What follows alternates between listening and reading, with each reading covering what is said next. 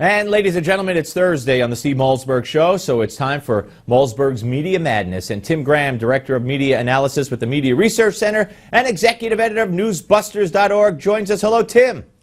Hello. Good to see you again, sir. All right, so the New York Daily News today, in honor of welcoming Ted Cruz to New York, puts up, as we've shown before today, this page one. Take the F-U train, Ted.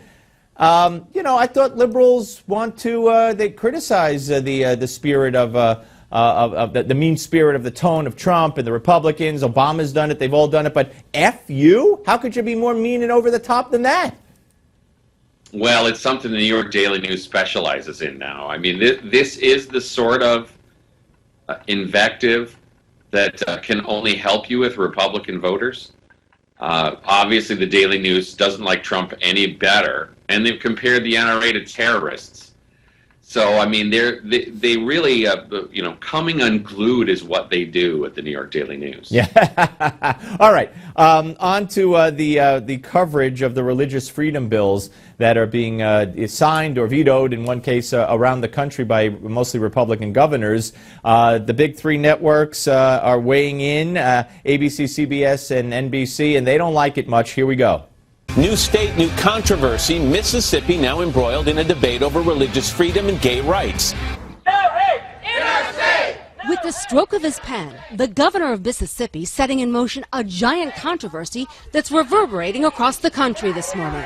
Opponents say the new law legalizes discrimination. New York's governor has banned non-essential state travel to Mississippi because of that state's so-called religious freedom bill.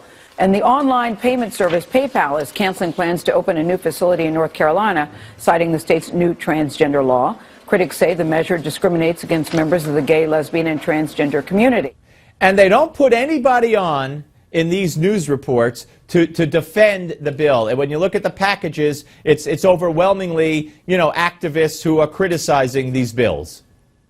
Yeah, I mean, look, this is part of the aftermath of the Supreme Court decision that imposed the gay agenda on 50 states. And obviously some of these southern states are saying, wait a minute, our voters still want some common sense. So in North Carolina, they said, look, men go to the bathroom in men's bathrooms.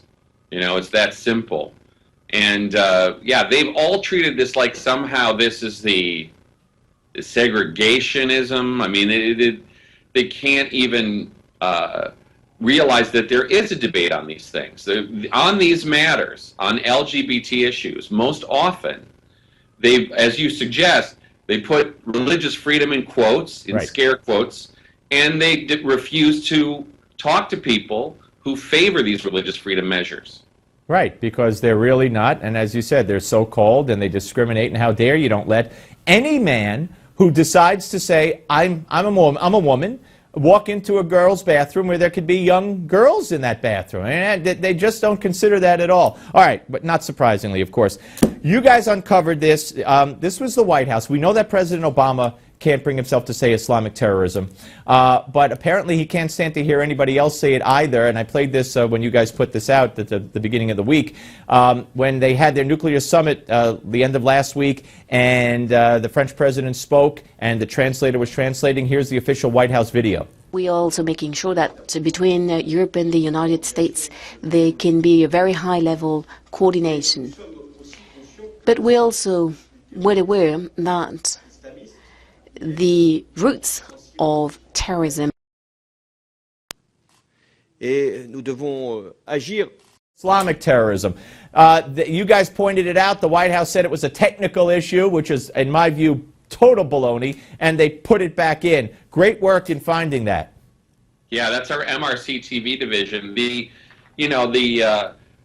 noticed that Hollande said Islamist terrorism, and they thought, that's interesting. Well, let's go get the video. And when the White House took the video down, put it back up, and it had this edit in it, which they claim was a technical error. It's a technical error right in the spot, right before he starts saying Islamist terrorism. Complete coincidence.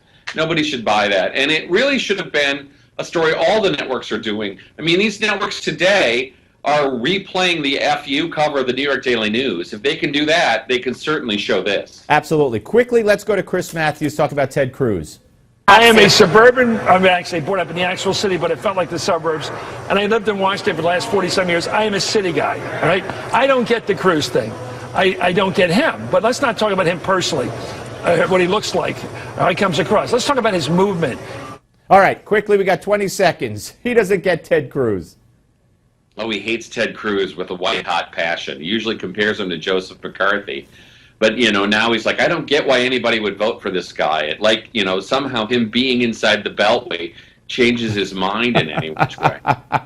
Tim, great stuff. Everybody check out newsbusters.org and, of course, Newsmax as well. Give Me 5 is next, folks. Don't go away.